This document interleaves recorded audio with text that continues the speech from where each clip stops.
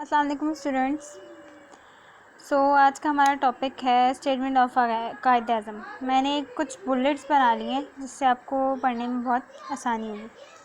तो सबसे पहले हमारे पास है 1905 में कायदे-ए-आज़म ने कांग्रेस ज्वाइन की थी।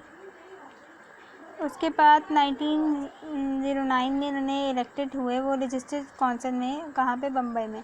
उसके बाद 1913 में उन्होंने ज्वाइन की मुस्लिम लीग। 1914 टू 1918 दे मास्टर वो हिंदू मुस्लिम यूनिटी में रहे। फिर 1920 में Indian government agreements with Gandhi. मतलब यहाँ पे क्या हुआ था, यहाँ पे वो मुसलमानों को बताते रहते थे कि जो हिंदू हैं वो आपके साथ सिंसियर नहीं है, लेकिन जो है मुसलमान उस टाइम मानते नहीं थे। और फिर एग्रीमेंट्स विद गांधी, यहाँ पे एक मीटिंग हुई थी गांधी के साथ, जिसमें फर्स्ट टाइम मुसलमान और हिंदू सारे साथ बैठे थे।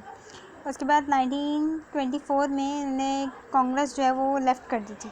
फिर 1927 में दिल्ली प्रपोज़ल को कायदे-ए-आज़म ने पेश किया, जिसमें कायदे-ए-आज़म ने बहुत सी सजेशन दी थी कि मुसलमान क्या क्या कर सकते हैं और कैसे कैसे कर सकते हैं, तो वो एक्सेप्ट नहीं की, तो कैंसिल कर दी थी। 1928 में फिर उन्होंने नेहरू रिपोर्ट पेश की, जो मुसलमानों ने एक्सेप्ट नहीं की, फिर ये मुसलमानों ने ख़त्म कर दी थी। फिर 1929 में कायदे-ए-आज़म ने शो किए, यानी अपने 14 पॉइंट्स। फिर 1930 से 1933 तक वो लंदन चले गए, लंदन में एग्ज़ाइल किया। फिर 1934 से 1939 तक वो वापस आए, यानी उन्हें अलामा इकबाल के कहने पर, अलामा इकबाल की ज़िद पर वो वापस यहाँ आए। फिर उन्होंने कांग्रेस वगैरह को दोबारा देखा कि वहाँ क्या रवैया था उनका। फिर उस टाइम जो है यानी हिंदू जो थे उन्होंने कुछ ऐसा किया था कि वो कहते थे कि वो मान रहे थे उनकी बात, और वो उन्हें यकीन हो गया था कि वो जो कह रहे हैं वो सही कह रहे हैं। फिर 1940 में लाहौर रेजोल्यूशन, यानी लाहौर करारदाद मंजूर की गई। फिर 1940 से 46 उन्होंने बहुत ज़्यादा स्ट्रगल किया पाकिस्तान के लिए, और इतनी मेहनत की, हार्ड वर्क मीन्स मतलब दिन रात वो जाकर मेहनत करते थे। फिर अल्लामा इकबाल ने जो ख्वाब देखा था वो पूरा करने में लगे। फिर एंड देन 1947 14 अगस्त को पाकिस्तान आज़ाद हो गया। अब इसके बाद कुछ मेन पॉइंट्स हैं,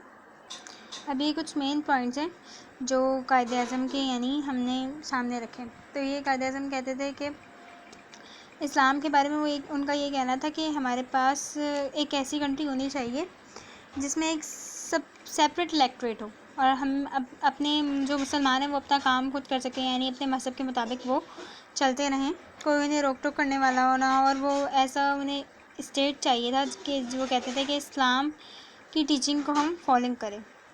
फिर सेकंड उन्होंने कॉन्सेप्ट ऑफ नेशन। अब यहाँ पे ये 1935 में फ़र्स्ट टाइम लेजिस्लेटिव असेंबली हुई थी 1935 में, जिसमें पहली मर्तबा उन्होंने इस वर्ड यानी नेशन को यूज़ किया था।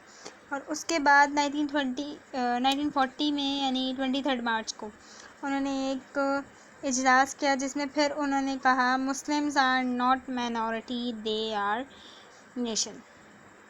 तो यहाँ से फिर नेशन का कॉन्सेप्ट आया। उसके बाद टू नेशन थ्योरी, ये जो कॉन्सेप्ट आया था इसका मतलब ये था कि एक अलग अलग रियासत, यानी वो कहते थे हिंदू अलग रियासत है और मुसलमान अलग है। ना तो हिंदू को चाहिए कि वो मुसलमान की किसी बात में बोले, और ना ही मुसलमान को चाहिए कि वो हिंदू की किसी बात में इंटरफेयर करे, मतलब। और फिर फोर्थ में हमारे पास था पाकिस्तान का कॉन्सेप्ट आया कि अगर अलग जो हमारे पास न्यू रियासत बनेगी तो उसका नाम क्या रखेंगे हम, पाकिस्तान।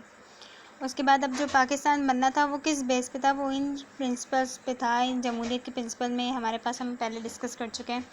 हमारे पास जस्टिस, इक्वलिटी था, प्रमोशन ऑफ डेमोक्रेसी था, फ्रेटर्निटी, ब्रदरहुड वगैरह।